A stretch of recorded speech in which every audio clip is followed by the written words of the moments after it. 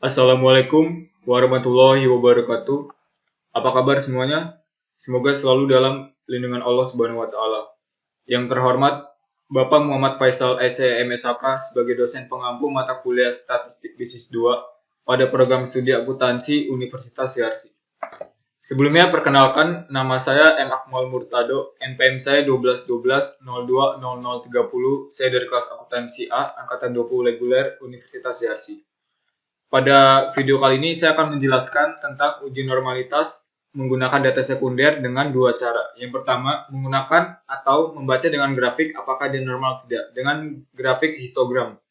Yang kedua, menggunakan metode atau data Kolmogorov dan Smirnov.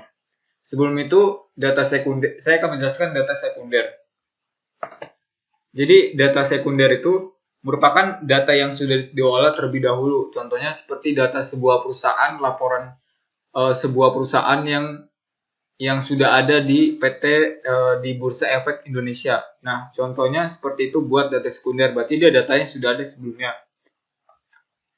Nah, untuk kalau misalnya dia uji normalitasnya itu, dia menentukan apakah dari pertanyaan-pertanyaan serta dalam model regresinya variabelnya itu normal atau tidak. Jadi dia memiliki nilai distribusi yang normal atau tidak buat yang uji normalitasnya. Nah, lanjut kita langsung ke pembahasan dalam videonya menggunakan datanya. Di sini saya sudah mempunyai datanya. Di sini ada data dari bank, variabel ada 4, ada bank, keuntungan, aset, dan nilai harga saham. Di sini datanya ada 10. Kita balik ke SPSS. Yang pertama saya sebelumnya sudah memindahkan. Jadi saya akan mengulang dari awal. Jadi kita klik open, kita klik data. Terus kita ganti menjadi Excel. Setelah menjadi Excel, kita cari data yang akan digunakan.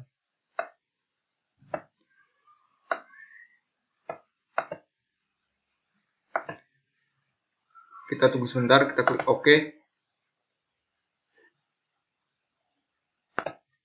Nah, data ini sudah terpindah dari Excel ke SPSS. Selanjutnya kita ganti desimalnya menjadi 0. Setelah datanya kita menjadi 0, yang pertama kita akan membahas yang uji normalitas menggunakan grafik apakah dia normal atau tidak.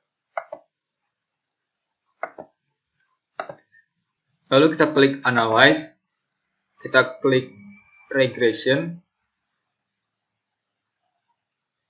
kita klik Linear. Setelah kita klik Linear, kita masukkan keuntungan ke Dependent. Nah, harga dan ini aset kita pindahkan ke Dependent. Dan harga saham. Selanjutnya kita klik Statistik. Setelah itu kita klik yang Covariance Matrix. Terus yang Covariance Diagnosis. Kita klik Continue. Selanjutnya kita lihat plot. Nah, buat yang lihat plot ini, untuk yang variabel yang Y kita pindahkan yang Dressit, yang ini Sressit ke yang variabel Y. Terus yang spread kita pindahkan ke variabel spread ini mana yang ini. Kita pindahkan ke yang variabel X ini. Nah, selain itu kita klik histogram karena kita akan mengukur dari dia apakah dia normal atau tidak dengan menggunakan grafik histogram. Selanjutnya kita klik OK, continue.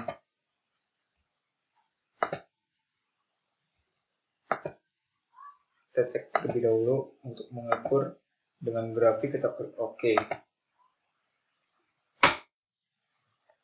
Nah, datanya sudah keluar, kita langsung menuju ke bawah dengan menggunakan data analisis. Nah, di sini kelihatan nih tabel histogramnya yang saya sudah bilang tadi sebelumnya. Jadi, kalau misalnya dia katakan normal atau tidak, kita lihat dari pergerakan grafiknya. Kalau misalnya dia pergerakannya itu normal atau sebatas wajar, tidak naik turun, itu berarti dikatakan normal. Berarti dia tuh sejajar atau sejalan dengan arusnya. Jadi kayak misalnya naik langsung turun. Jadi istilahnya itu dia tidak amburadul. Beda dengan saya sudah punya contohnya data yang amburadul seperti ini. Nah, kalau misalnya data yang amburadul seperti ini tuh yang dia naik terus turun gitu. Jadi dia ada yang naik, ada yang turun, ada yang naik turun terus naik turun lagi gitu. Jadi dalam data yang kita uji kali ini berarti dia dikatakan normal karena dia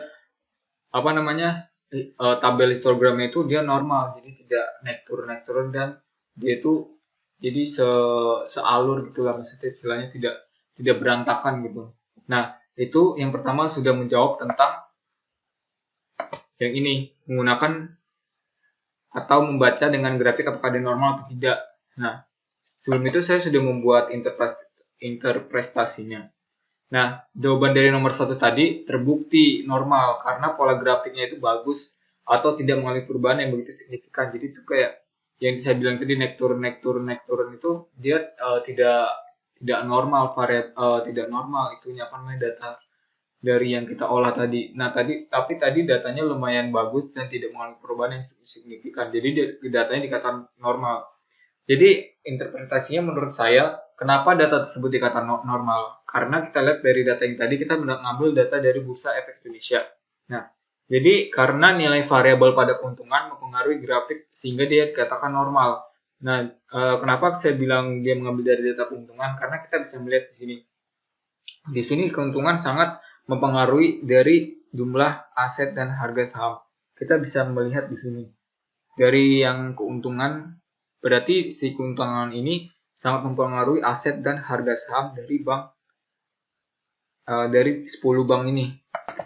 Jadi kita bisa melihat di sini, misalnya saya contohkan aset yang Bank BCA 197052, sahamnya ada 31.500. Nah, dia keuntungan itu 33,59. Nah, kenapa bisa seperti itu? Berbeda dengan aset nih. Kalau misal aset dari Bank Mandiri lebih besar daripada asetnya Bank BCA, harga sahamnya juga sama, cuman selisih 50. Nah, tetapi keuntungan di sini dia berbeda karena lebih tinggi Bank BCA. Kenapa? Karena berarti keuntungan itu mempengaruhi aset dan harga saham gitu. Jadi istilahnya kalau misalnya walaupun asetnya itu kecil atau asetnya itu besar, berarti dia sama-sama mempengaruhi gitu. Jadi kalau misalnya besar-besar semua tapi tidak naik, itu juga percuma gitu. Lanjut, kita pembahasan yang kedua, menggunakan Kolmogorov dan Smirnov. Lanjut, kita buka aplikasi software SPSS-nya. Kita klik Analyze, kita klik Regression, kita klik Linear. Nah, di sini juga sama, dependennya keuntungan, independennya aset dan harga saham. Kita lanjut ke statistik. Nah, untuk statistiknya juga sama. Kita lanjut ke ini juga sama.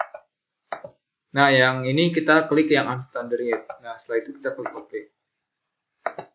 Nah, setelah kita klik OK, kita balik lagi ke aplikasi software SPSS-nya. Kita balik lagi, lalu kita klik Analyze, terus kita klik Non-Parametric Test, terus kita pilih yang Legal Dialog, terus kita pilih yang One Sample KS. Nah, buat unstandard rate-nya kita masukkan ke test variable list-nya. Selanjutnya kita klik OK. Nah, setelah kita klik OK, kita langsung saja menganalisis apakah data ini normal atau tidak, data yang tadi sudah kita dapatkan dari PT Bursa Efek Indonesia. Nah, lanjut kita menganalisis. Di sini sudah tertulis jumlah datanya ada 10, normal parameterisnya ada minnya ada 0,00, standar deviasinya ada 31,2,094767642.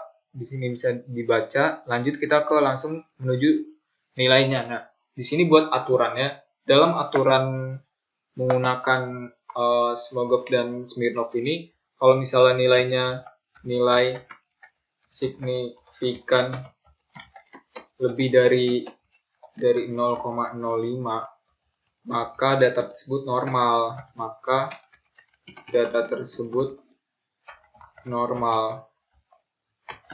Kalau kurang, maka tidak normal. Nah, kita bisa melihat di sini, di analisis ini, yang One Sample Kolmogorov dan Smirnov. Jadi kita bisa melihat di sini datanya kan ada 10. Tadi kita langsung menganalisis signifikannya. Nah, di sini nilai kan 0,0200. Nah, 0,00 dengan 0,02 tentu saja lebih besar 0,02. Nah, berarti data ini normal, dikatakan normal karena dia lebih besar daripada 0,05 seperti itu. Nah, jadi untuk pembahasan kali ini saya sudah menjawabnya. Yang pertama menggunakan atau membaca dengan grafik apakah dia normal atau tidak. Yang kedua menggunakan homomorph sendiri. Berarti dua-duanya ujinya terbukti, maka dia normal. Yang pertama itu karena grafiknya, yang kedua karena dia lebih besar daripada 0,05. Jadi data tersebut dikatakan normal. Sekian dari saya, M. Akmal Murtado, NPM 1212020030 dari kelas akuntansi A, angkatan 20 reguler. Mohon maaf bila ada kesalahan kata karena saya masih belajar juga. Saya menerima kritik dan saran yang membangun atas pembahasan dari video ini. Terima kasih. Wassalamualaikum warahmatullahi wabarakatuh.